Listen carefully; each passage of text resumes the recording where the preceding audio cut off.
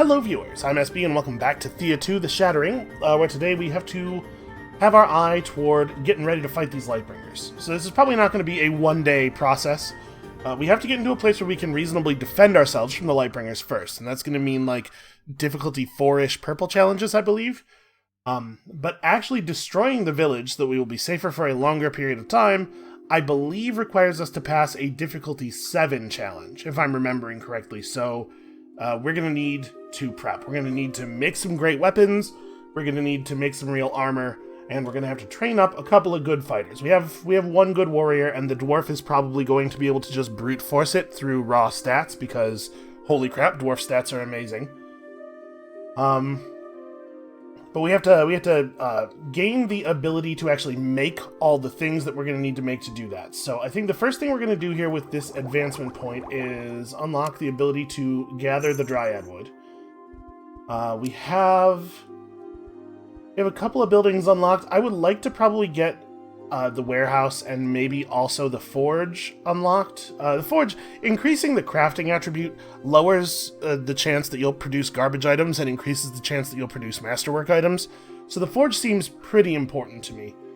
And then behind the forge, there's the armory. We've never built an armory, and I don't know if it's worth spending an advancement point on. We probably won't bother with that. It might be worth building a trading post, just so that we can have a better chance of getting a hold of gems and bone in the early game, because it looks like it's going to be hard to find.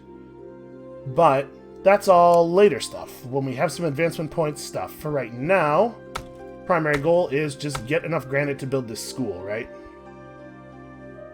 So we're gathering 13 granite per turn, and we need 90? Yeah. Alright, shouldn't take too long. Once we have the school unlocked, then we're producing a fair amount of research over the rest of the game. I'm really hoping this game's not going to be as many turns as the last one. Oh, hey, look who it is. You tracked down Zbigniew, the heretic chosen. Come to smite me, have you? Yeah, that's kind of how we roll. Alright, you're honest. Good. Let me tell you, though, your puny gods can suck it. I kind of love Zbigniew. Like, I know that it's sort of in our gods' deal to be very smite-forward, but I sort of wish we could recruit this guy. He tells it like it is. You know, he's a straight shooter. Hey, you're gonna have to stop swearing at my gods, buddy. Hey, get off your high horse. Nod and say you will not harm him? Doesn't really sound like Triglov. Tell him he is weak and worthless, and kill him? That seems like the turmoily option to me. An example needs to be set. Zbigniew was surprisingly weak, so you kill him without trouble. Theodore appears.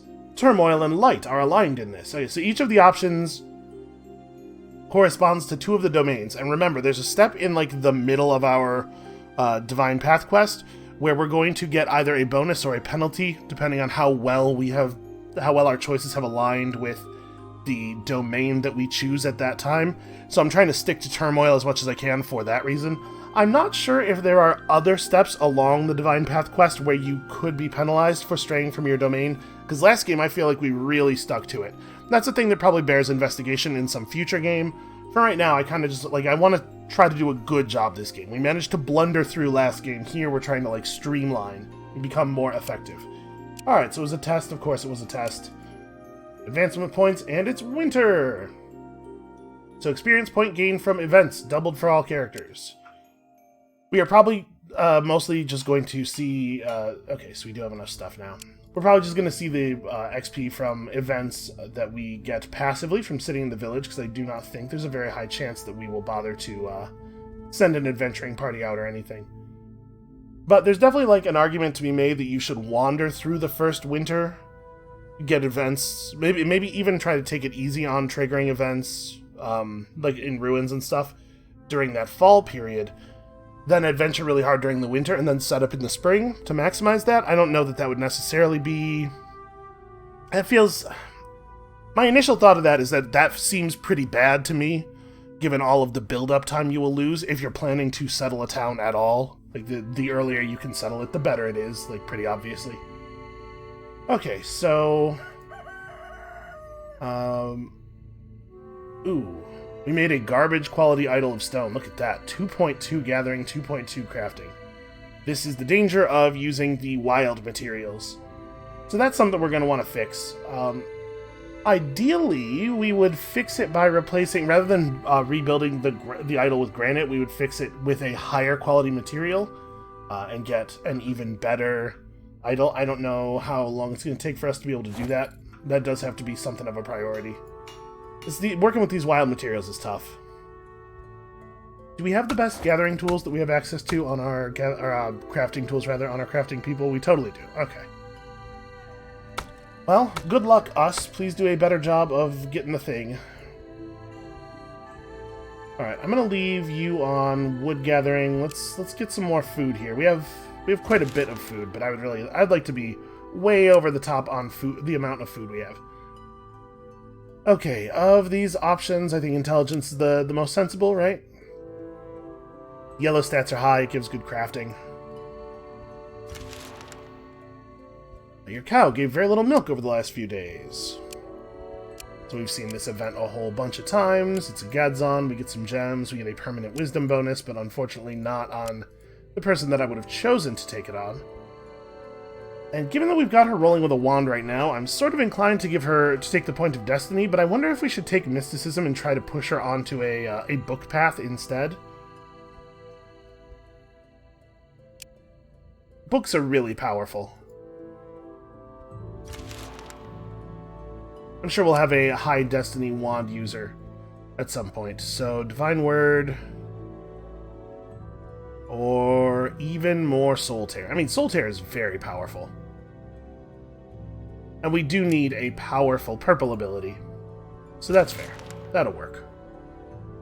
So if we were going to make a higher quality of material to replace the idol with, which has become a higher priority given the fact that our idol is garbage, where are we going to get it, or how are we going to make it, becomes the question. This is the turn the school will be finished? Oh, well, yeah, okay, people are unusually sluggish. It turns out it's a pack of house demon guys. Well, we could be fast about our chores so they cannot catch up, but just try to kill the annoying things does sound more like Triglav.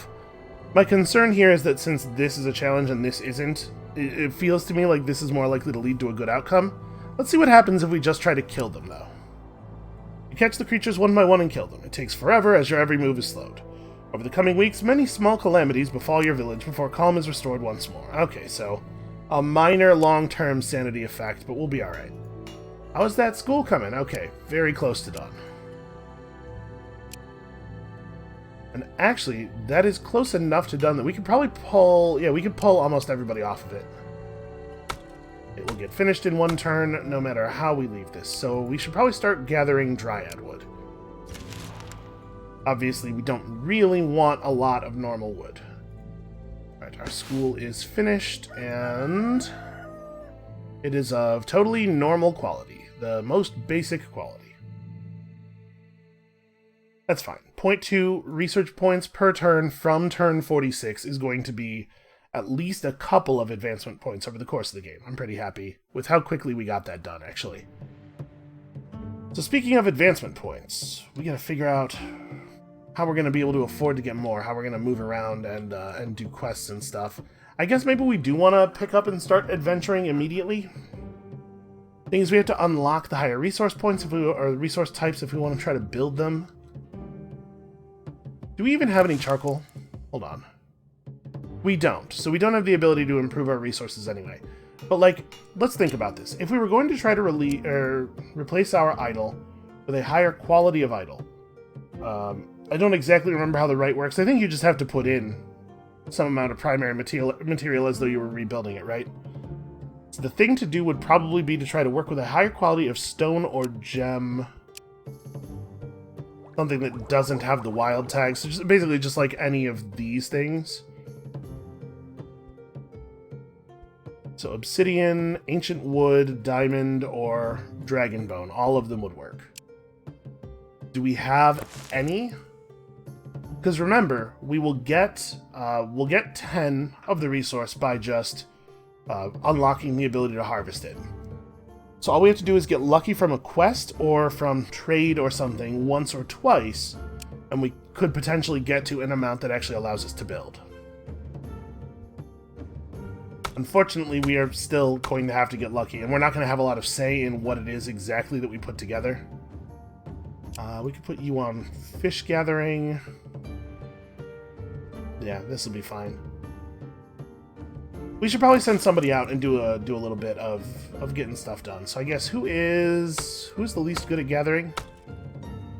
Mila. Okay, let's have Mila go out and trigger some of these events. We have some stuff around that I think we will be able to have the whole town get in on. She does not. You know what? Go ahead, give her 10 days worth of food.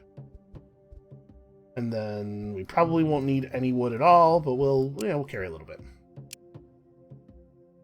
Okay, let's... So this is the Slavian village. We should be able to go back here now and interact with them. I have no active quests, so I'm not sure what this is, but let's go over and see. Let's go find out.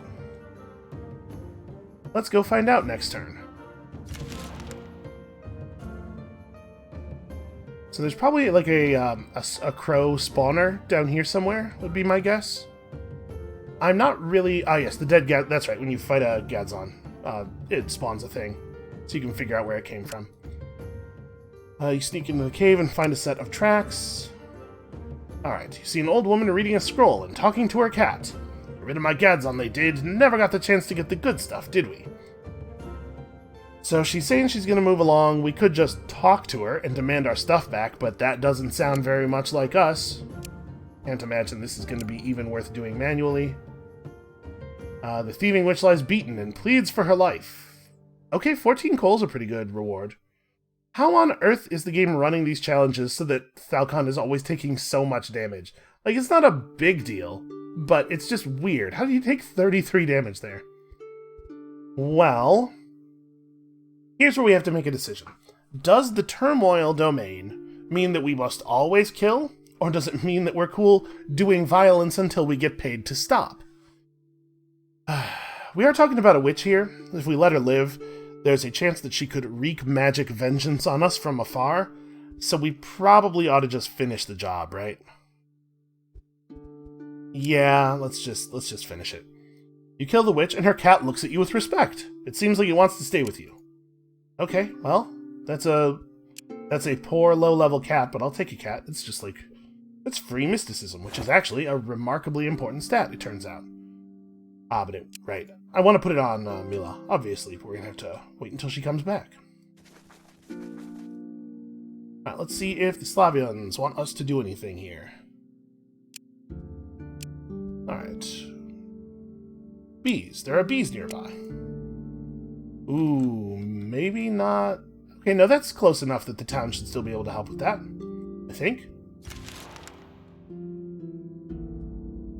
See a dark cloud approaching at an oddly high speed. A flock of crows descends upon you, but they are not behaving naturally. They do not follow wind currents, instead moving through the sky like an ugly hammer. Nor do they communicate with one another, instead flying in eerie silence. Their typically beady black eyes emit a dull white glow. You feel a curse take you, even before they attack. Okay, well, a spiritual curse is not going to affect our ability to kill these crows very much. Maybe we should do this manually. I'm just worried that it's going to cause my dwarf to take 60 damage or something. Just some huge, ridiculous number. Right, our warrior is starting to get pretty good with that sword. And she's tough, too. We need to get her some proper armor. Oh, I should probably have played Jindra first. I forgot that we got him the strength of the swarm. Well, he's not super tough. I mean, we still have animals that we can play to his left. I'm going to play into the corner here. So it would seem to be foolish not to play Falcon. Boy, sacrificial blood can just straight up kill stuff now. Yeah, having the Chosen be the dwarf, who ends up just getting this huge amount of red health, is really powerful. So let's see, what do we want to do here? Unfortunately, most of the members of the party are really slow.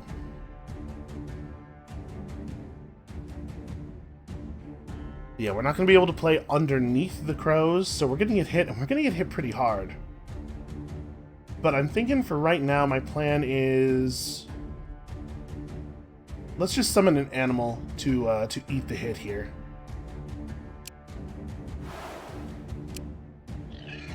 So we cannot worry too much about that guy. And then energy scattering from the background. I'm just like playing as many people as I can to power up Jindra here. He's getting to a point where he does a reasonable amount of damage.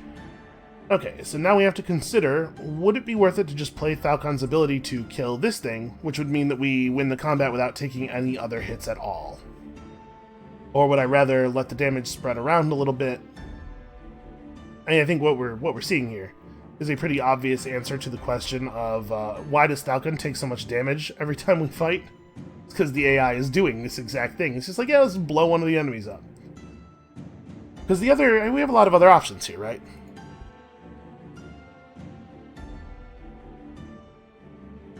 .2, so this would go off after the first crow attack. That's pretty non-ideal. What other animals do we have access to? I guess it doesn't matter too much. Yeah, I'm just gonna blow up the crow that they've played twice. Sorry there, Chosen. Your health is gonna be forfeit, always and forever. That ability is just so powerful.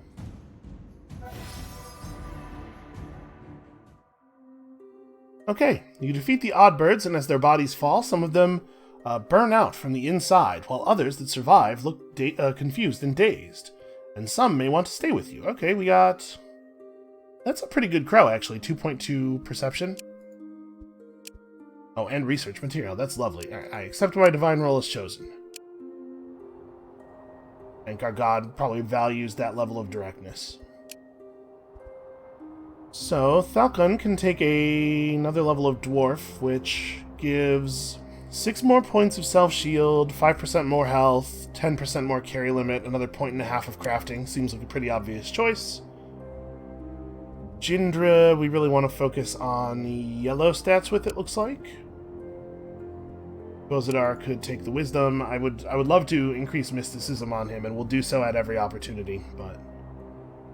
And then, it's gotta be the point of strength for Nadia, right? I guess the question is, because we can make this move now, and if we're going to do it, we should do it now. Do we want to start focusing perception on her to make her a perception-based fighter? Because it seems to be the case, both from our actual experience of the mechanics and from people talking to me in the comments, that the higher a stat is, the more likely it is to appear as one of your level-up choices. So you can force a stat to some degree if you just make sure you take it at every opportunity. I think we'll go for a more traditional, like, strength-based fighter, though. Who knows? Maybe we'll get a kid who has decent perception, and we can train them up as a hunter. Because hunters seem extremely great. Okay, I think that should be a thing the whole village gets to be a part of. That time we didn't even take any damage. Fighting people, I'm assuming, is not an event, and so does not get the benefit of the bonus XP from events for winter. You approach the beehive. So, we can ask the bees to share. I know we're all turmoil and everything, but it is possible that the Stinger faction is present in this game. Or rather, I think the Stinger faction always exists, but they don't always have cities, it seems like. And if the Stinger faction does have cities in the game, I'd love to become friends with them, because we don't really know what their deal is, but if they would let us, like, hire bees and stuff, I would like to see that. And we do have the nature domain. This is not outside of our god's purview. Let's try to talk them into not being a problem. The bees buzz in unison, listening to your words. They agree to cooperate with the human village. If the humans keep away and leave them in peace, the bees will in turn give some of their honey. Alright, we reasoned with them, we got 38 bone, made everybody happy. Basically, I just want a bunch of giant bees to be my friends. This is the way I'm coping with my fear of bees. A group of goblin travelers approaches, asking for shelter.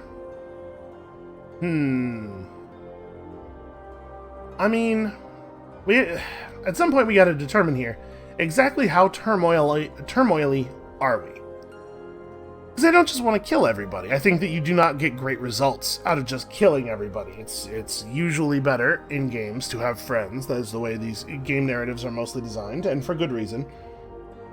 But also, we do want to try to force our red stats up by picking red options in the same way that we were able to force our purple stats up by picking purple options. This is a difficulty 3 challenge, which we may or may not be able to actually do, but let's try it. Let's try to basically be horrible assholes.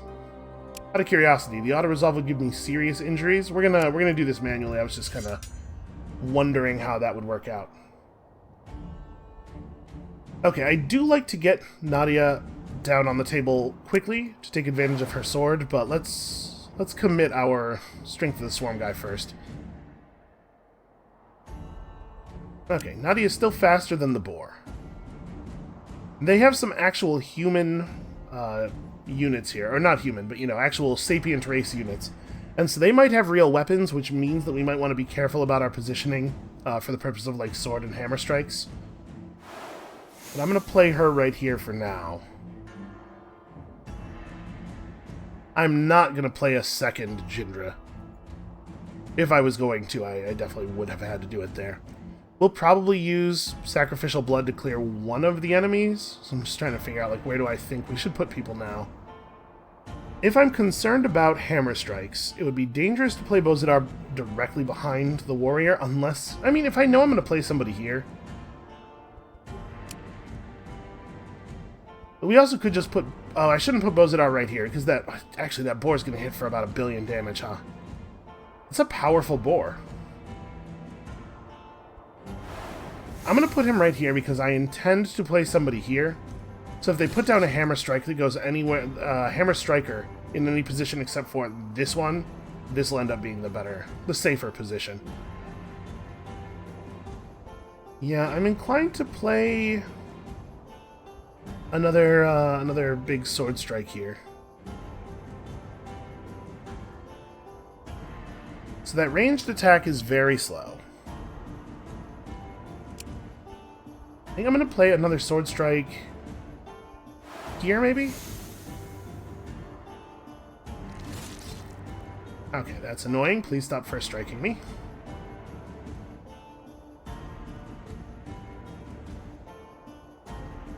They have 4 cards. We can see all of their cards now. This is when we play what do you call it? Sacrificial blood. Do we sacrificial blood the boar? I think it's got to be, right? The boar is like hugely more dangerous than all of the other enemies.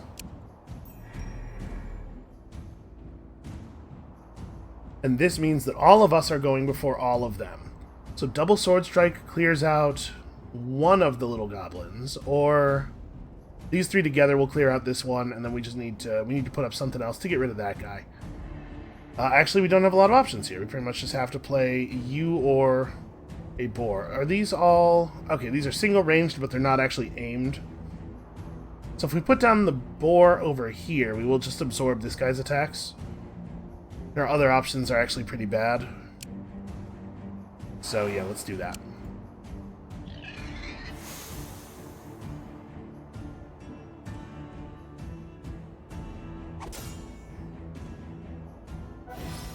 So yeah, we're going to take some fair damage here. We're going to take a fair amount of damage. Rather, is a more of an English speaker's way to express that idea. But that should be the last hit, right? So nobody's going to get anywhere near the threshold. We're all safe from the grasping claws of death.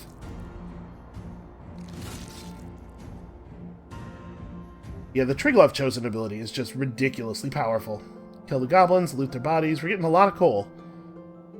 Set up basic sandstone javelins, a little bit of shielding in the weapon slot, a reasonable gathering tool, and some total garbage tools. Okay, well, I mean, we can try breaking stuff down. Yeah, see, like, this is the long-term detriment. But if we don't think we're going for a domination victory, I guess it doesn't matter so much. Or, honestly, even if we are going for a domination victory, as long as we're doing it a particular way, it doesn't matter so much.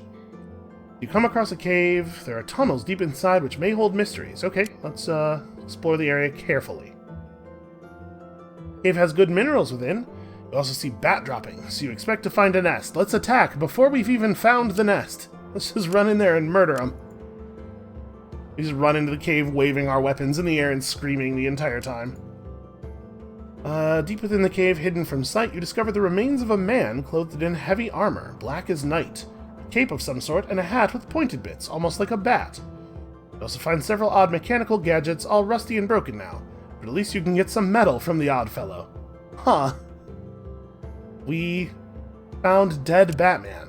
I don't know what kills Batman, but whatever it is, it has worked. Okay, we do have a curse. I would love to have it removed, if you wouldn't mind. As is often the case, we will pay you entirely in fish, pretty standard payment for this sort of service, which is just go around the countryside demanding 30 fish. Alright, come across a small hamlet, invited to rest and eat with a family. Oh, this is this event that plays out at the beginning of each game. Alright, we're just gonna fast forward through this. Turmoil. Observe the movements of the scary light dudes. And then we're given the option to try to kill them. A difficulty 4 red challenge. Seems like it should be doable, right? We got through that, the last couple of challenges pretty easily. I'd feel a lot more comfortable about this if we had more armor. Alright, I think let's go for it. We can always just run away. We're wounded though. Somebody's ended up with fewer than 0 hit points. Let's try to resolve this manually. Yeah, we haven't had time to recover at all, which is a shame. I'm going to do the thing that we have so far done every time. Let's get Jindra down first. We're not going to want to play him a lot. So 7.7, that thing is really fast, and it's only going to get faster. And because Thalcon is damaged, Sacrificial Blood is not going to do as much damage as it has done on the last couple. Well, let's get you down right away. And then Bozidar is also still pretty quick. Yeah, let's play Bozidar into this corner. So Thalcon is... how much damage is it? Is it 46? 43. Okay. Well, we could kill this guy right at the very beginning of battle by playing the boar in front of him and then doing Sacrificial Blood on him. But I'm not that worried about this one. This one has Strength of the Swarm as well, which is a little awkward. It is slow, though. I'm wondering if we want to maybe play Sacrificial Blood twice, even. Would really soften them up. The second hit of Sacrificial Blood will do considerably less damage, because it's based on your current health. But what we do with our remaining 4 points could be 2 Bloods and the Boar Summon. This wouldn't actually be that hard to win if we did that. They have 3 points, or they have 1 point banked, and then 3 more points coming. So we're going to see 2 more plays from them, because they can play 2 of these cards a second time. Which means this guy's going to get up to like 8 damage. And one of the cards they play might be a second copy of him.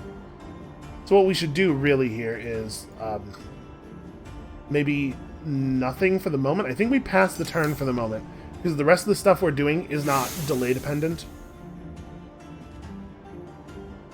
Okay, so they have 1 point sitting. They're going to get another point. They're going to play a second copy of somebody. It's probably, my guess is that guy. So the smart move here would be Thalcon this dude. And then we can get in for 30. That's a frustrating amount. If we Thalcon this guy for 30, then he dies before he gets an action. We'll take some damage. I'm wondering if it's better to just remove this guy from the table entirely. Because as it is, we're going to do 27 damage to him before he gets to act. Unfortunately, we just don't have the damage to kill this thing before it can hit us. If I play Boar right here, the Boar's going to absorb this attack and then be dead. These guys are slow enough that we'll get to do a considerable amount of damage to them during the next turn. Or during the second combat phase. Yeah, my biggest concern here basically is just making sure Nadia's not going to take a huge amount of damage.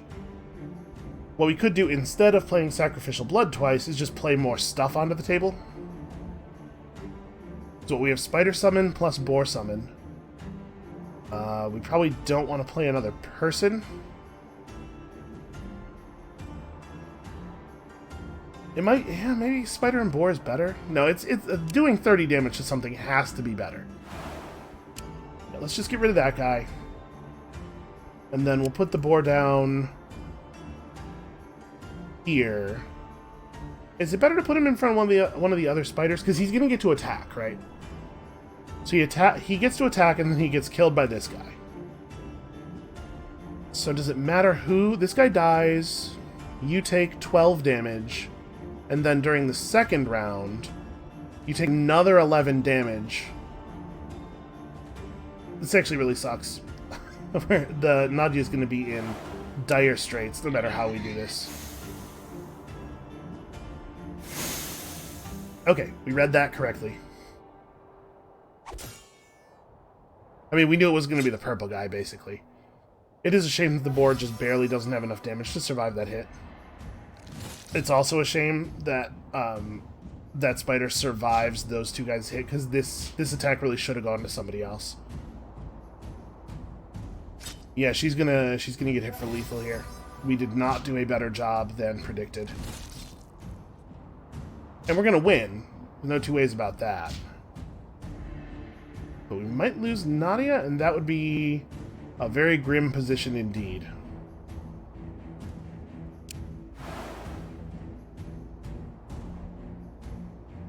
We just need armor. Like, our core problem is the fact that none of our people can survive enough hits in combat.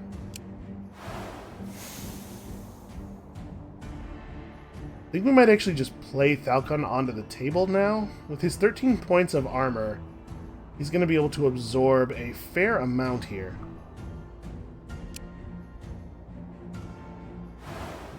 Really, all we want to do is... All we really need to be able to do is kill this guy before he can hit very many times.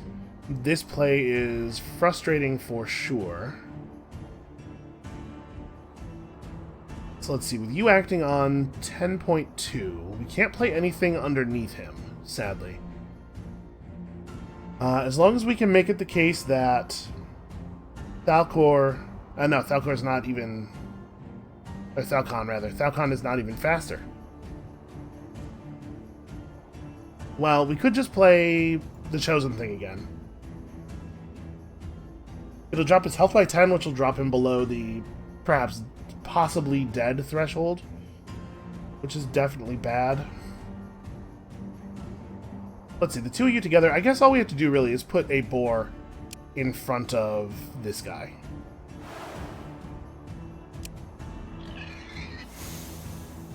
Yeah, that works just fine. So this card will hit this thing, and then we'll kill him. All right, we're good. We're good now. We will take one hit. Oh no, this guy will hit the boar. Okay, we're not as things stand right now. We're not even going to take any damage. I think we are good. Do we want to play like Chindra again, or I don't think it matters. Let's play you. You're tough. You absorb some hits.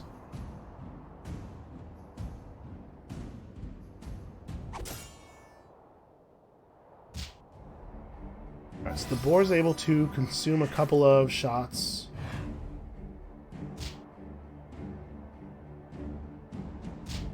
Yeah, that was really bad. Turns out difficulty 4 still too high. We got a pristine matter, one pristine matter, which is at least valuable, 450 base value. Shadowbone, enchanted leather, a steel sword that is totally fine. And we did get a permanent purple increase, even though that was a red challenge. Maybe purple is just the stat, the color of stat that increases for free all the time? Line charge is definitely better than brute force. Falcon definitely wants that intelligence. Dindra probably wants reliable argument. You don't have a natively useful yellow skill, right? I mean, brute force is at least intelligence based. I think I'd rather stick with brute force on him, as silly as that sounds, especially since we'll take improvements to brute force on Jindra because he has gathering skill attached to it, due to being a scavenger. Bozidar, what is your strength? Not super good. Yeah, I guess we'll take flying daggers. I don't know that it matters much. And on Mila, we're going to try to focus mysticism, I think, so let's just take wits now. Nadia is tough as hell. Right? She could just survive. Wouldn't that be wonderful if she just survived? Is there anything else that you guys want help with? I'm real good at killing stuff. Bunch of vermin nesting nearby. That sounds like basically free advancement points. I'll take it. Please, please, please, please, please, Nadia. Okay, a pack of beasts has approached. We are not given the option not to fight. And everybody's still in terrible shape. So that's a lot of fun. Fortunately, these crows don't do that much damage. So we probably want to play... I think I'm going to play Bozidar into the front row just to like absorb a bunch of hits. And we're probably looking at a bunch of animals from here. So we can put down like a spitting spider. I don't know that it really matters where. We'll probably play Bozidar a second time into the back row, and then play Boar. Because unfortunately, Bozidar doesn't do a huge amount of damage. I guess he does enough. When the enemies have 16 health, 8 is a pretty solid amount of damage to deal. Okay, so now we could play the Boar. If we play the Boar, we don't get to play anything else, because we'll only have one action point left.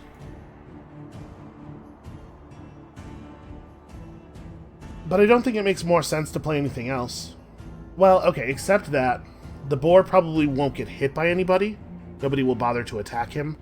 So maybe it's worth, like, just playing... Yeah, this is not ideal. If I was going to play him twice, I should have played him twice early, but...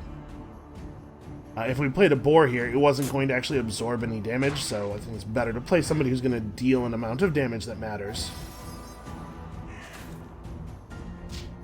Because like I said, it turns out 8 is pretty relevant. Okay, that's really good for us. Guy choosing not to attack in a way that is meaningful. No, so close. We're so close to getting to spend that attack in a better place.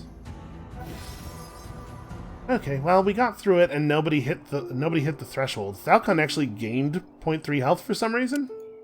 That's weird. For days now, your idol has been acting oddly. Oh man, are we going to be able to pass a difficulty 3 yellow challenge? Okay. Alright, rats have chewed into the divine roots of the idol. Listen, it wasn't even a good idol in the first place. I do appreciate the 40 meat, though. That's nice. A swarm of bats descends upon you out of nowhere. Well, the sudden flush of excitement feeds your domain and makes your heart beat faster. Let's kill him. I'm pretty, like a little worn out on battle. If we can maybe just chill out for a turn. What is it? Has it been 6 battles in the last 2 turns? Or maybe it's been over the last 3. It's a lot. It's a lot of battling. 12, huh? Okay, that's bad. A loss of 16 health would not take us down to the danger threshold, I don't think. Right, we're at half, so we'd have to lose a third of our current... 16 gets you close. Well, we definitely can't play Nadia. We can just play Falcon. God, and of course, because they're animals, their attacks are incredibly fast. Well... let's go... shield guy. And... we're going to have to play a Boar in front of this guy probably, but it might end up being better to put it here. Trying to like look ahead and figure out what is the safe play. We cannot play Nadia even into the back row because their attacks are targeted and they will definitely jump her. We can put Mila on the table. She's not actually a good fighter, but she does have a lot of health. If we're gonna do something like that, we play Falcon instead, though, right? Honestly, we might want to play Falcon. No, I think we're going to use Sacrificial Blood. And if we're going to use Sacrificial Blood, we probably want to keep him off the table, right? He has enough shielding to just absorb a hit. I'm going to play him.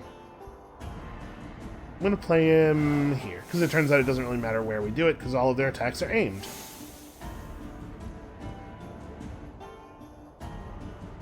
So we want to make sure we hold 2 action points to use his ability in case I want to. I think I do. Which means we could use... Yeah, here's what I think we do. We play Boar. Boar's not actually going to absorb any hits, though. No, it's fine. We play Boar because what we want to do right now is place something onto the table that only costs 1, and then we do Protect Others. Just trying to efficiently use my points here. Okay, and then now that they've committed so many resources into making these guys powerful, we remove them from the table.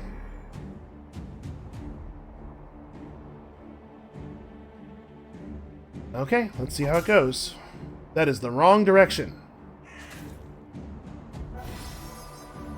It's like he wants us all to die.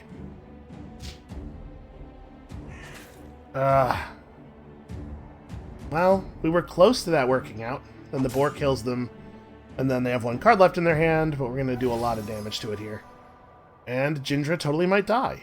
Scout the place where the bats came from, find a small hidden entrance. Okay, well, we got some stuff out of it. Yeah, Jindra totally might die. That was just, it was a huge number of battles that happened really, really quickly there. I'm going to try to trade with these guys. Let's see, because I don't think we want to get in another fight this turn. You have anything fun? You have... Okay, 10 topaz is interesting. It might be worth taking that. What do we have that's valuable? What would they like? We have a pristine matter. We're never going to be able to use this for anything. Like, this is an end game type material. I'm not going to hold on to 1 pristine matter for the end game, not when it's so valuable. Let's say we wanted all of these. We can build up a supply of topaz. I don't think it's unreasonable at all to think that they might get more soon. We actually already have 8. It's almost enough to build something out of. And then we could trade them like... Well, I could definitely trade them some of these garbage tools, the things that we definitely know we won't use. We could trade them, like we have this bad wand that I know we don't want. We may as well hold on to the javelins. These are the only perception-based weapons that we have currently. If we end up with a character who looks like they could grow into a hunter, we'll probably want those. So what else do we want to trade off of them? We have access to metal, right? We have to walk for it, but I'm not too stressed about getting it. This relic isn't actually very good. Honestly, leather medium armor would be wonderful to have. Then we just need to trade off a little bit of something. We could part with this enchanted leather. Because if we're going to build something out of leather, it's going to be scaled leather anyway. And then we just need a little something more. It is pretty unlikely that we would ever use sandstone. So do I just want to take... Like, we'll take their herbs too. And then we'll just pull back a little bit of sandstone. Even the deal up. I'm comfortable with that trade.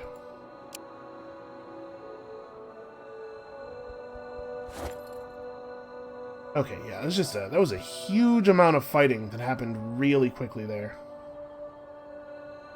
Oh, right, she has the armor. Man, the way stuff gets distributed in this game. Like, I wonder why it is the case that when you trade like this, sometimes the traded items go into the party's inventory and sometimes they go into the town's inventory. It might be the case that if you use only items from the town, the trade goes to the town, but if you use any items at all from the expedition, then the expedition gets the items, because we definitely used items there from both town and expedition. It also might just be random. Totally could be.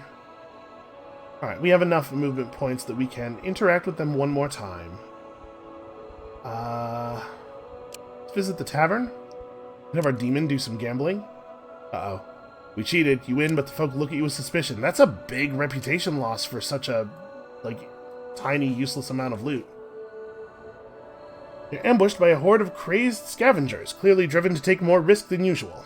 I will stand firm and intimidate them with my brawny muscle. You face them head-on, raise your weapons, and flex your muscles. The scavengers look very unsure of themselves now. Some even leave. Well, this seems like a good time to kill them, then? I mean, I don't really want to fight anymore, is the thing. Let's take this as a yellow challenge. Everybody has lots of sanity right now. Okay. Right, you big, scary. We leave you. Okay, they back away and drop some stuff. Cool. And I think we're just gonna, let them. Because I really need to stop fighting for a second. Please, fingers crossed. Okay, nobody died that turn either. Where are we at on health? Jindra is very low. Nadia needs to get back to 30%, so she'll probably be okay after next turn. Like, she could still die on this next round, but after that, she's probably clear. Jindra is going to need another turn or two after that, I bet. It is a harrowing time. A harrowing time where I don't really want to engage in this combat challenge. Okay, Falcon should probably take more points of Gatherer, although, like, Battle Orders is a good skill. It's hard to imagine I'm going to want to spend Falcon's points on Battle Orders. Yeah, he has an animal to play, and he also has his very good abilities. I'll just take Master Gatherer for now. Okay, we're cool on food. We're probably cool on food for a while. So we should probably start gathering granite again. I know that it's a little inefficient to gather it right now, but fishing at the moment is also not super useful. And we need to get to a place where we can start building stuff again. Do we have any cooking we could do? We're out of pierogi, actually. Somebody should cook us up some pierogi. We should make sure that we are staying high on food types. It helps with our regeneration as well. There is a morale bonus for regeneration. So if we want to get people back out of the danger zone. I think I'm just going to have you go back to town. Like, we'll totally engage in this combat challenge, but we need a couple of turns, so you may as well get back here and help us gather stuff. Help with that. Or we could do some more cooking, maybe? We have the ability to make, like, sweetmeats. A little bit of grilled meat would probably be a good idea.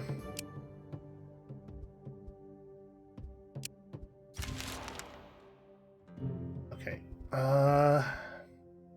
Surrounded by deep chasms in the ground lies a small patch of swamp. Within sits what looks like a very large toad. Oh yeah, okay, the toad. We know this.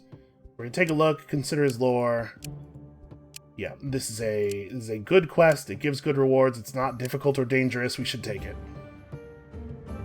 Probably we just take the yellow stats on Jindra, and on Mila we have the choice of taking 2 mysticism, which we will definitely lean into. Alright, we just gotta get her a good book at some point. Let's pull the 2 of them. Do I want to do more cooking? You know, we can do a couple more turns of cooking on both of these, and then we'll move them to other cooking recipes. Alright, everybody managed to heal from their wounds. 2 points of wits, I'll take that. She's going to be fast and strong. And Bozidar is going to... I know I said we were going to take purple stats on him, but... yeah. Whatever, it's fine. So does he now have a higher destiny than Mila? No, they are the same. Okay, she'll keep the... Hey, he can't wear the wand anyway. What am I thinking? And let's go ahead and give her the cat. And then actually, we should swap him to the crow for the extra gathering. Jindra could keep the spitting spider, or we could swap him to a crow for gathering as well. That's probably the better move. Okay. And do you want to keep the horse or the boar? I think we'll keep the horse. Actually, what I should do is when I send Mila out by herself, we should give her the horse. We could leave her... Yeah, let's give her the horse now, because I'm not going to remember to swap them. And then... I guess we just go boar on Nadia. We're not going to give... the odds that we would summon a pet with Nadia are not super high. So maybe we just want to give her the thing that gives her more health of any color. And then she also should be the one wearing the leather armor, because she's going to be out there in front of the fight a lot of the time. So she has 22 points of red armor now. She's a little bit more capable. Do we want to swap her sword, maybe? This does increase her red shielding by more, but I think we want the additional damage, especially on the sweep attack. If we had a shield to go with the one-handed sword, I think that would win hands down. We do have a couple of points here. We could try to get the ability to make a shield, but I think I'm inclined to go Forge and Warehouse. We want a well, maybe? Well just gives you random resources. Crop field makes food every turn, which is cool. It's hard to imagine we don't want a forge. And if we're gathering every turn... The thing is, the town already is pretty effective at gathering, and it's not that a warehouse isn't good, but we have to consider the cost of the thing versus what else we might do with the advancement point, right? The opportunity cost of that spending. The forge, I am convinced, is correct, though. And if we were going to make a forge, what would we make it out of? Probably some kind of heavy stone, that's my guess. Alright, so a forge of stone gives you a little bit less crafting, but more crafting slots. I remember forges of metal being pretty good, right? Yeah, it's way more crafting, and it also gives physical shielding to the town. Okay, so that's what we want to do. We'd like to do it that way, but probably it's going to end up making the most sense to do granite here and a little bit of metal here. Because my thought on this is that we're going to have to make it out of like basic steel, right? Or not even steel. Iron. Yeah, we don't have a source of a better metal around. Oh, but there is steel over there. We could go on an expedition for steel.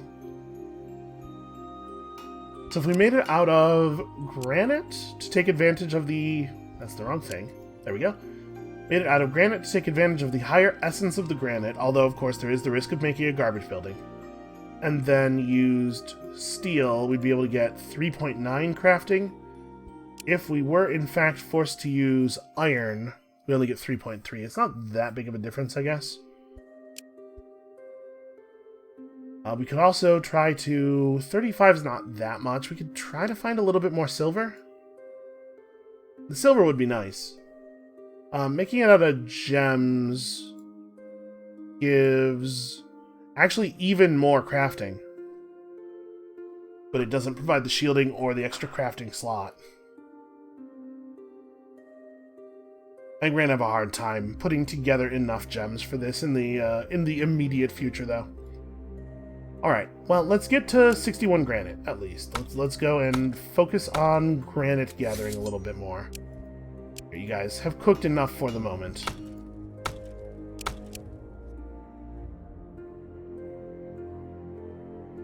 We probably don't need to be gathering this much dryad wood. Let's actually assign the 3 best gatherers to the granite. And then we're a little bit low on grain, and I would like to cook with some grain, but winter's a really bad time to gather it. Maybe these two just cook? Let's see, let's put some fish and herbs together to make some grilled fish. And then also, what's another type of food we can make here? We don't have enough grain to make anything this way. We could make some... We need at least 3 of the secondary ingredient. So we could do eggs once.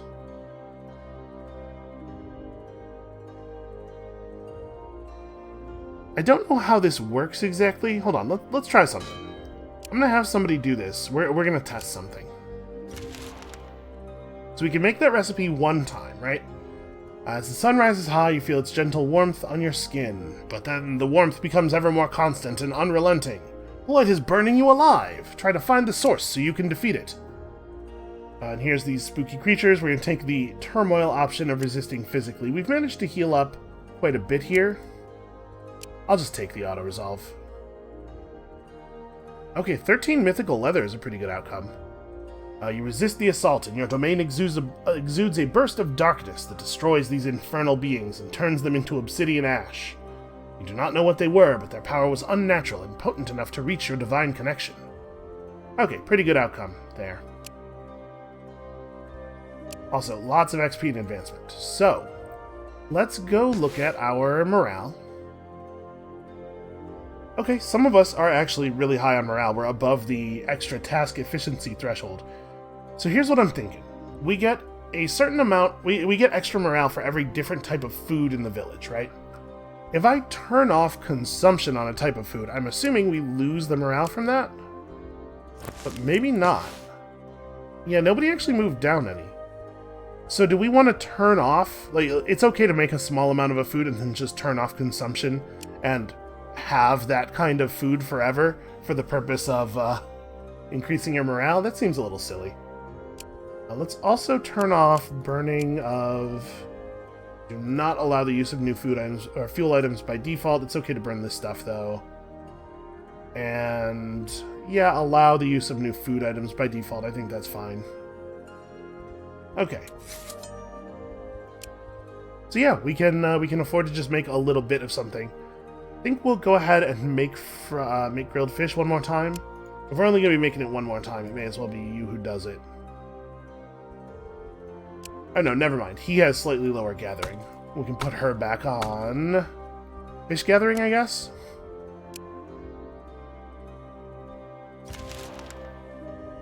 I don't remember exactly how much granite we were going to need for the forge. I should probably make sure that we actually have that number in our head, because we can pull people off of granite as soon as we get there. 61.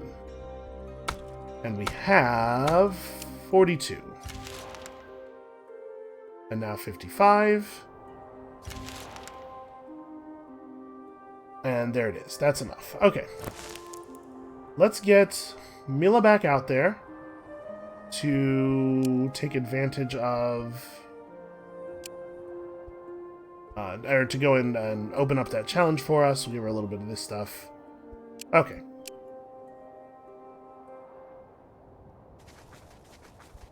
I guess I have to be careful when we do stuff like this. Like, I don't want you to eat these things that we don't have a lot of.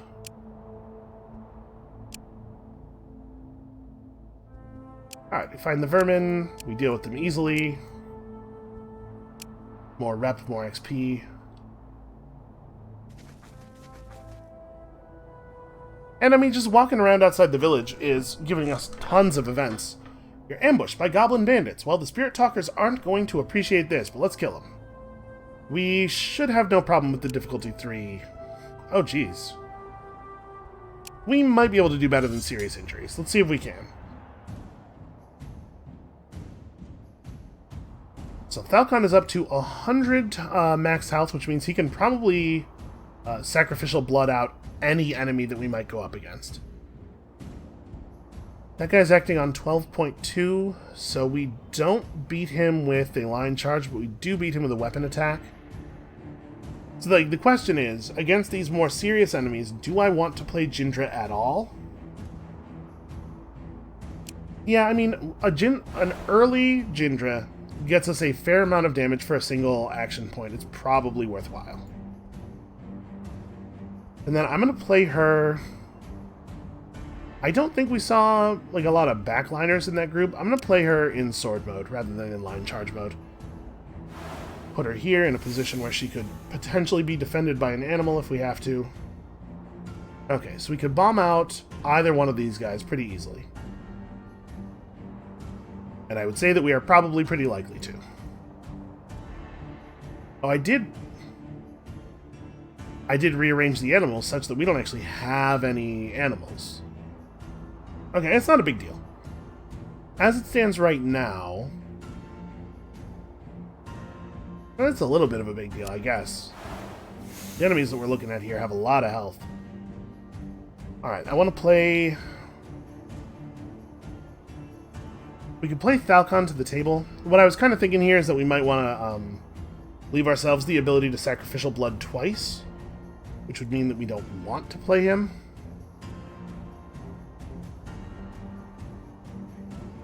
Weakness increases the delay and lowers the combat attributes of the attacked character. So we could weaken both of the boars. We probably should just wait. Let's just hold off, let them put some stuff on the table. Jinra didn't actually end up getting that charged up, because we're going to use a lot of abilities here. Let's let them commit a bunch of stuff. Okay, so they played both of the boars twice.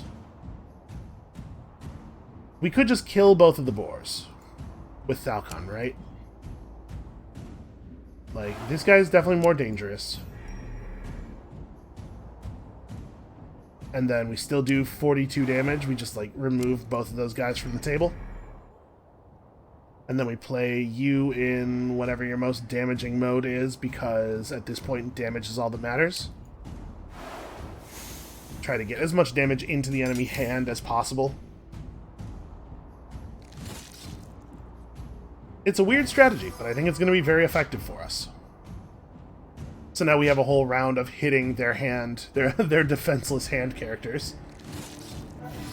Those boars are tough. Okay, those guys were not aligned with the Spirit Talkers. It's just like free loot.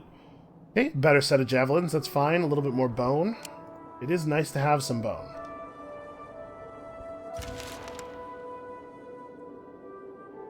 We don't actually need people on granite anymore. We could pull these guys. So what do we want to do with them? Well, let's get a little bit more basic wood.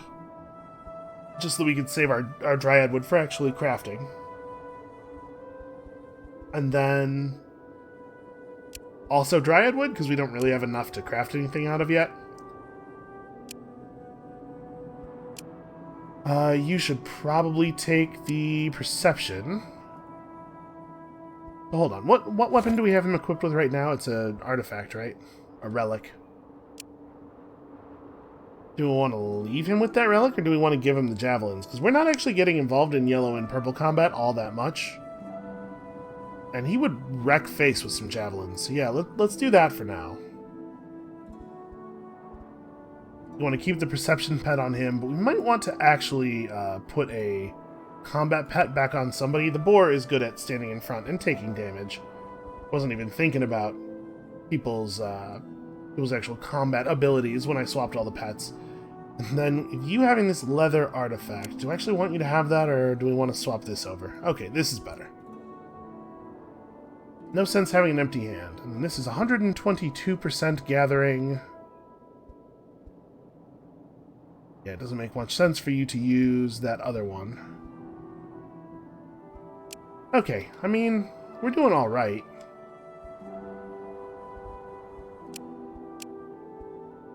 Okay, they do not have any work for us. That's a shame.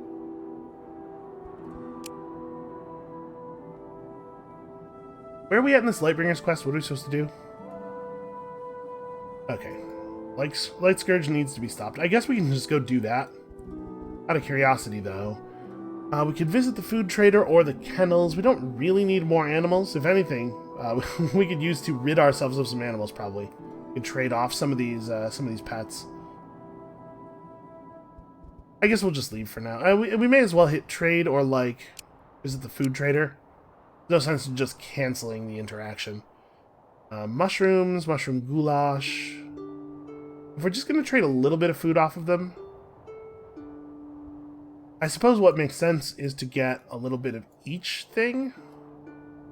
Kind of seems like we could afford to just take one of each of these and just, you know, tell nobody to eat them. Or tell everybody not to eat them is maybe a better way of expressing that. We have a bunch of grilled meat, but we also could just trade them fish, because fish are extremely plentiful. Doesn't really matter how expensive they are, they're really easy to come by. Okay, so did the food go into her inventory? It did. Please don't eat these rare foods. It means you only have a couple of turns of food left. I'm totally fine with that. Alright, let's go interact with this thing.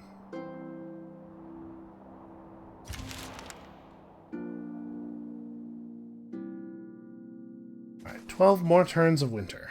Certainly looks like a witch's hut. Could even be a Baba Yaga. We do know this whole thing. Alright. You should not linger here, stranger. Leave the toad to my care and go. we know that we can get a reasonable reward by engaging her in conversation.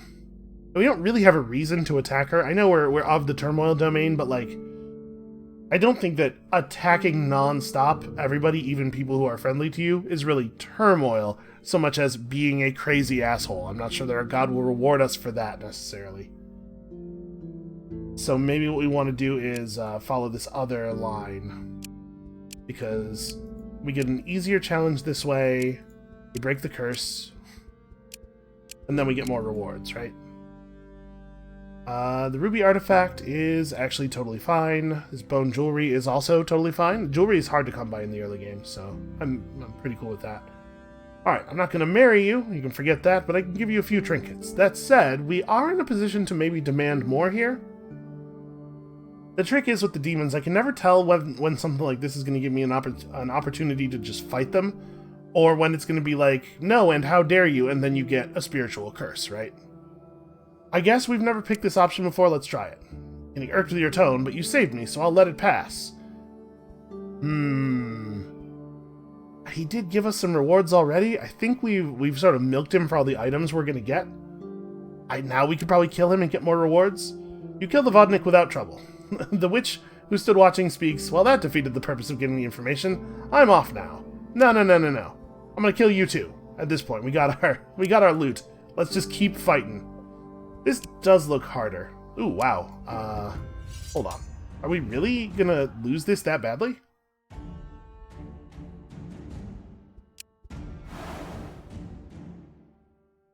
It did say difficulty 4, and we've done pretty well on some difficulty 4s recently. Okay. The Wraith is terrifying. This is just a 2 damage snare, that's not a big deal.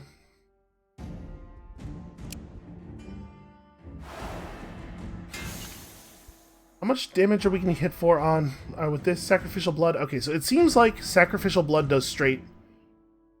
It does 150% damage when the target has armor. It's enough to kill the Wraith. That might be our plan here. A big part of the value of sacrificial blood, I'm realizing, is that there are so many opportunities, or so many occasions, where the enemies play behind one particularly powerful character that they play 2 or 3 times onto the table, and if you can just remove that character before the combat starts, the whole thing gets so much easier. So I sort of want to just play him. How much is First Strike 16? Like, we could just play him here? It seems pretty powerful.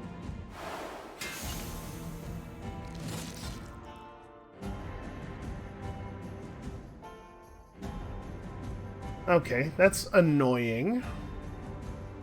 Not nearly as dangerous, but annoying.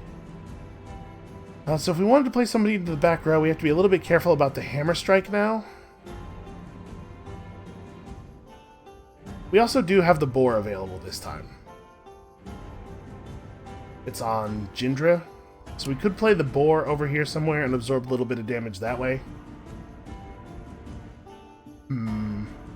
So we want to have 2 command points next turn for sacrificial blood. So if we're going to play the boar, we're playing it now. I'll just go ahead and play it right here. And then we also... Never mind, we're out of points. So yeah, we are absolutely doing this then. Remove those 2 axe attacks from the table. Yeah, that's pretty non-ideal. Those hammer splashes are annoying. And that's just a huge amount of health that we have to get through.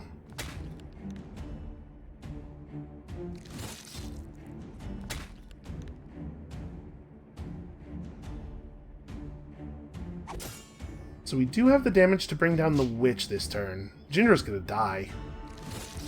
One thing I will say about this, like fighting everybody all the time style, is that it makes it way more likely for you to lose characters, it seems like. Because a lot of these early combat challenges are way higher difficulty, not necessarily listed difficulty, but they're just like way higher actual difficulty than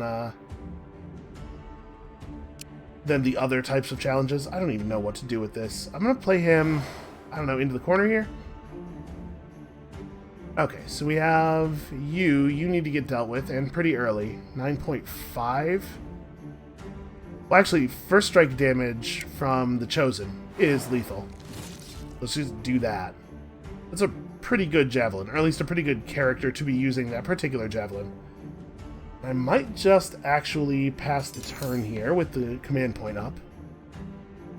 Yeah, I'm not worried about the rat at all. If we just play Falcon a second time behind the snake, then we've won, right? We're going to get hit by the rat, but it doesn't matter.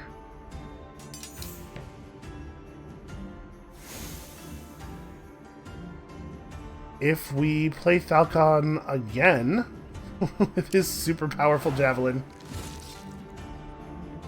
yeah, then we still get hit again, but it's not going to be for an amount that matters.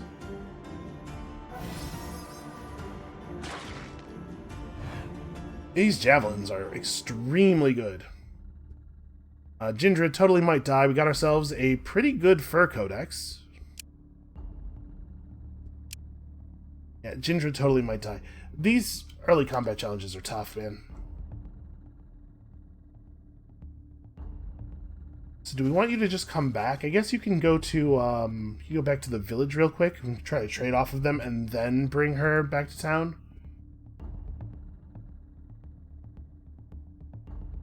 So what do we need for our school? Or not our school, our forge. What do we want here? If they had a little bit of silver, we could spend an advancement point on silver to get 10 more of it. So that's definitely a consideration. Gem is not really going to be possible to put together. Yeah, I would like that. We'll see if we can put that together. We need to get 5 silver in trade, or somehow. Actually, I guess. Okay, there goes Jindra. That sucks. That sucks, but it was bound to happen. I need to learn when I cannot take a fight. These skills are both not great. I guess allowing Nadia to attack safely from the back row in times where that's necessary is good.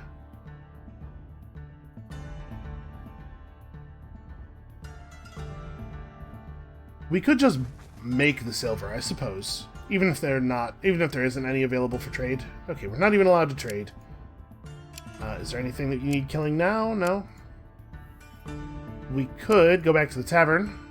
We cannot have the demon do some gambling. They won't go for it this time. We'll just do some gambling. Nope, luck was not on your side. Wow, you lost everything. Okay, this is crazy. What on earth would cause me to bet that much? Do we have enough granite for the forge anymore? Yeah, we're still okay on that. Losing silver hurts though. So if we spend an advancement point on silver, we go to 27, and then we'd have to make 8 more silver, which we would have to do out of iron, which we can certainly go and get. I mean, there's iron just a couple spaces south of us. But maybe we should try to use this coal to craft a higher level material to replace the... Like, we just build obsidian, right? We hold on to the advancement point. If we were going to do that, though, we would... Well, I was about to say we would want the higher level of crafting from the forge, but obsidian is neither improved nor wild, and so it is a little easier to work, at least. Maybe we wouldn't need the forge first. I sort of want to do this. Alright, let's get another advancement point. We're very close. It'll be a couple of turns at most. Okay, a dark cloud approaching at an oddly high speed. This time we scout it. It's a flock of crows. Who would have thought? Apparently we're just going to get attacked by crazy spirit crows over and over again.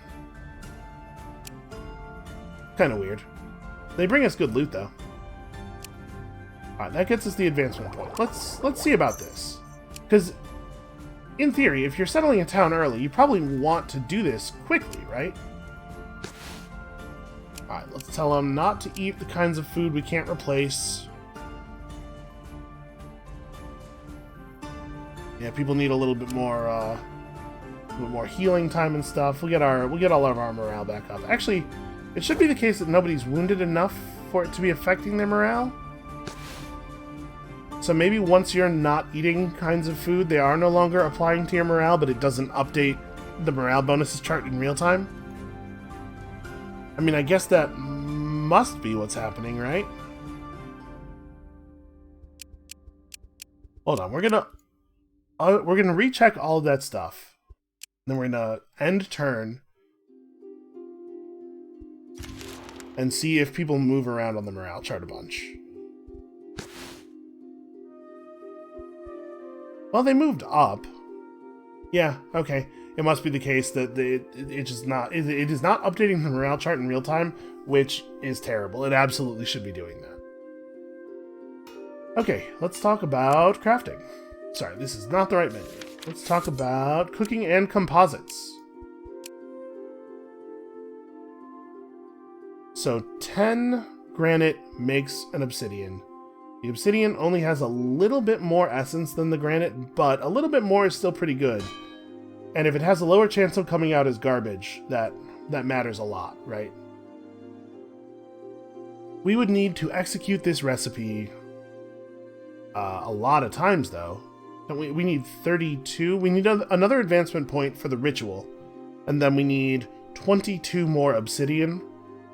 Which means, first of all, we're going to have to find one more coal. And secondly, we need a couple hundred granite. Which is to say, everybody on granite. Rosadar, you have done a great job cooking grilled meat. We have all of the grilled meat we will need for the foreseeable future. Do we want him to get started on the obsidian exchange? Yes, we can. We can have him do that. Yeah, sucks to lose people this early. I'm overextending on the combat, and we are paying a price for it.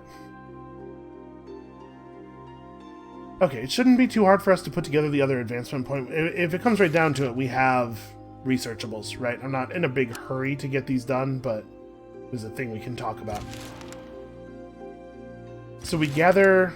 Every time we pull in granite, we gain more than 1 obsidian worth of granite. But still, it's going to be like a while, right? And we do still have to acquire a coal from somewhere. It's going to be enough turns. Yep, we killed the Gadzon. Ooh, that time the Gadzon was worth gems. And then we can probably send somebody out to deal with the rest of the Gadzon quest. You actually have a lot of intelligence. Showing off is really good for you.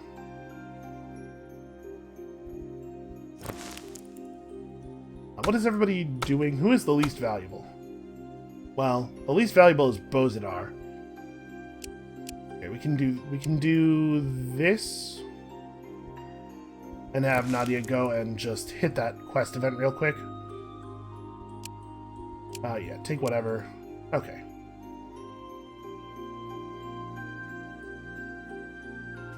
Because we do want to resolve this before winter ends, right? Oh wait, that's not the right... That village is a different thing entirely. We have 4 turns to make it over to the actual event. We'll be fine. We'll get there. Mila wants mysticism. Unfortunately, we lost our codex. We lost a thing that we never would have bet while gambling. Okay, so we probably don't want to kill this guy, right? Alright, skip the story. Do the bandit thing. So with this, we have a bunch of different ways of accomplishing a victory over the bandits, right? I'm not really sure how we want to go about it. Alright, we lay her out, we get... Okay, that's the coal we were looking for, that's why I wasn't particularly stressed about it. And we kill her because she's endangered the village. Ah, see, yeah, sometimes just negative outcomes. Well, that spiritual curse is not a big deal. When the witch comes around, we can pay her the standard price of 30 fish.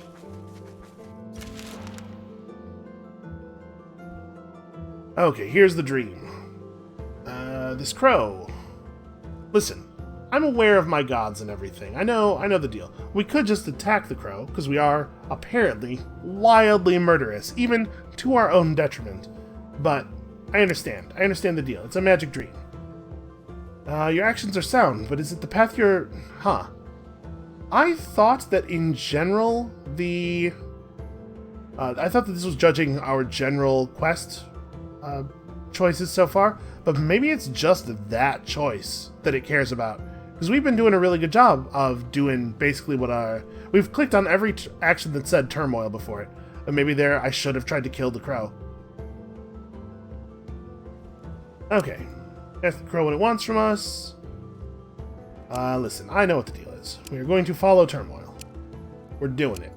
Yeah, apparently it's only that choice that matters. Do we want wits, or do I think I want to just make Bozidar better at things that are not combat. Our town is struggling a little bit. Probably be a good idea to commit to the crafting and gathering. Okay, winter ends. Let's grab this. We do not want to just attack and kill this dwarf. And we know this deal, right? I wonder if we'll have some extra options for dealing with the daughters since we have a dwarf now. Do we want to... I guess let's just ask if there's anything that they would like us to do. Nope. This happened last game too, right? Where they just stopped having things for us to do, and so it became difficult to get reputation. I would really love to get to 50 with them so that we could potentially recruit, right? Cooking and composites. Oh, you know what the problem is? I didn't set this to infinite. Alright, so we need... we still need 20 of this recipe, so we do have to get to at least 200 granite.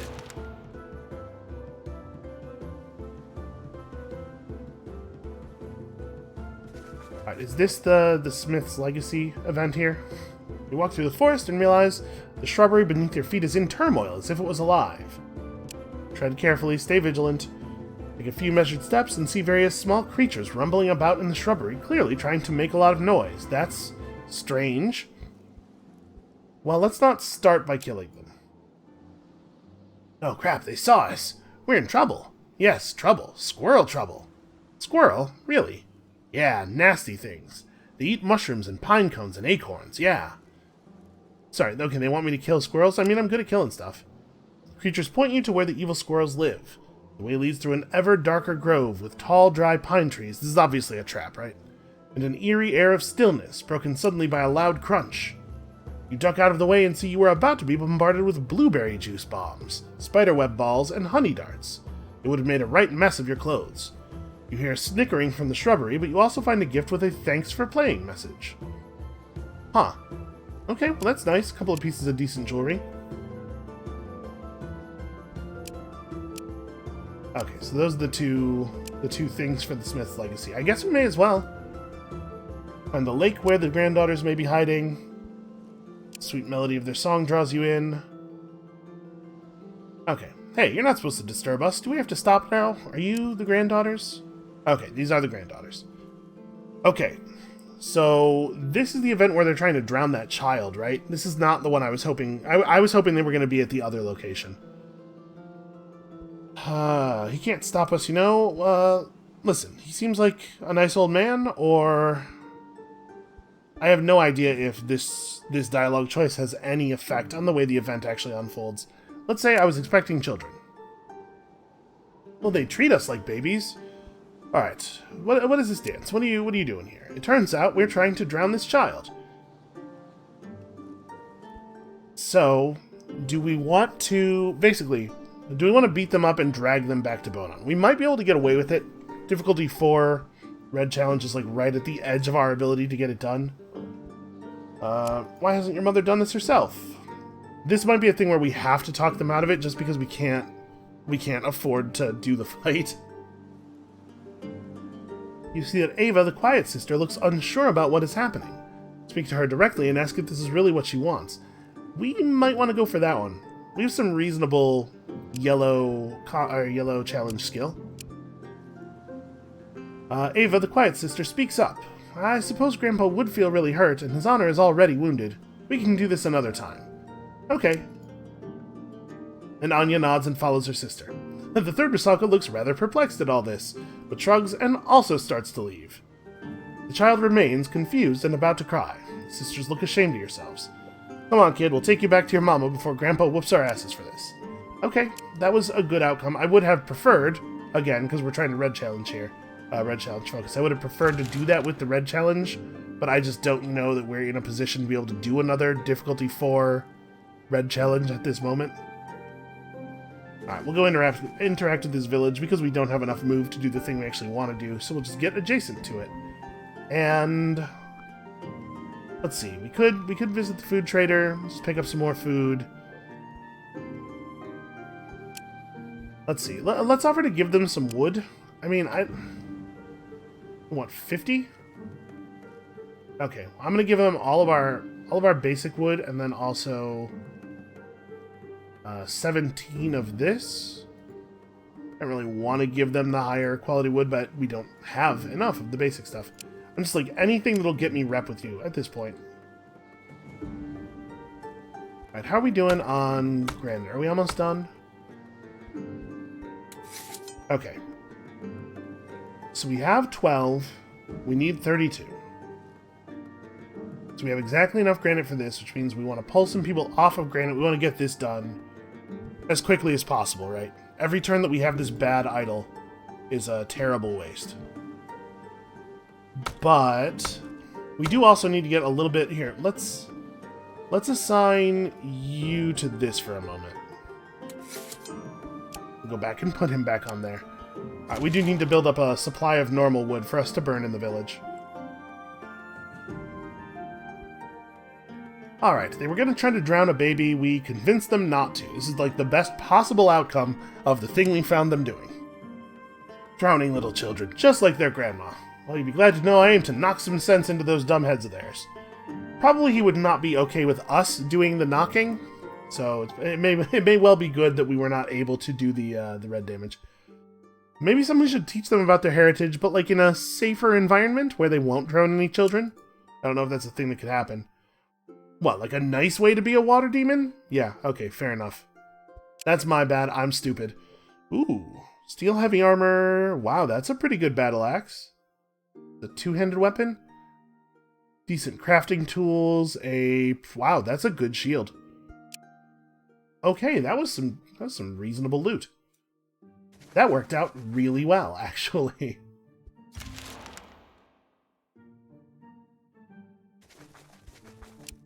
Okay, so what I would like to do here, I know that I'm like letting the episode run incredibly long. What I would like to do here is finish. We'll take perception, even though I don't think perception's great for her, just because it does, you know, the red stats increase your red health, and I do want her to have more hit points. I want to finish the episode with the new idol. So we're probably okay on wood now. We'll put the weak gatherer and weak crafter on gathering a little bit more wood. I just want to build up a buffer. And you can get back on this. So unfortunately, it's going to be like a lot more turns before we're before we're done with this recipe.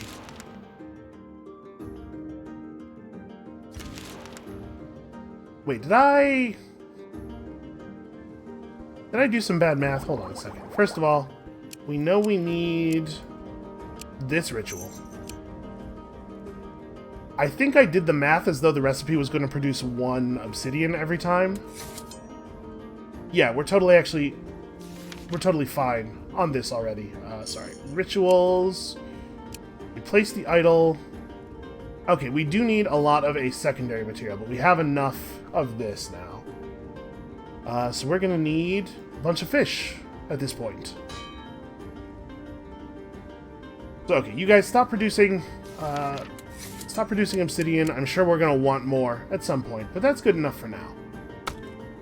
We need fish. Everybody on fish. This should be pretty quick. We do not need a lot of turns of fish gathering. Yeah, I totally did the math as though each of the we ordinarily pay with fish here, but I'm inclined to pay with something else at the moment. You know what? No, it's fine. It's fine. We'll delay the beginning of the new idol build by a turn. That's okay. Alright, that should put us over, right? Sorry, not crafting, ritual. Okay, and it turns out this is not crafting based at all. I'm not sure if this has a chance to produce a bad idol. It's really not clear. Okay, do we need you to keep gathering wood? Probably not. You can probably start gathering fish, because we're going to need some after the idol is built. Shouldn't be a big deal for us to knock out some boars, get even more research material. I mean, we have a lot of advancement points just waiting to be actually researched. Unfortunately, with our population so thin, okay, that is wonderful. A new child is just an absolutely great thing for us to get here. Oh yeah, with our research being so thin, I should probably put the child on a job, though. Do we want to start gathering grain? I mean, I know we're not at optimal grain gathering time of the year yet, but... You know what? The kid's useful enough. She'll put us just over the amount of gathering skill we need to get fish every single turn. Okay, let's see. It produced a totally normal quality idol of stone. So yeah, I don't know if the ritual can make it so that you get a masterwork or low quality idol. It is not at all clear. But we went from having 2.2 gathering and crafting to 8.8 and 9.0, and I feel really good about that. It would have been nice if it had increased the gathering range as well, but apparently we're going to need a better quality of material for that. Still, this is like a pretty good outcome. I don't know what we're going to put everybody else on. That's a thing we can consider next time. So we fixed one of the major problems with our town, and as far as building up strength goes, we haven't really. I mean, it was cool to get those javelins, I guess, but yeah, not a great start on that front. That is going to be it for us for today. Thank you all so much for watching. Come back next time when maybe we will actually be ready. I'll actually start getting ready to fight these Lightbringers. I hope. And we'll see you then.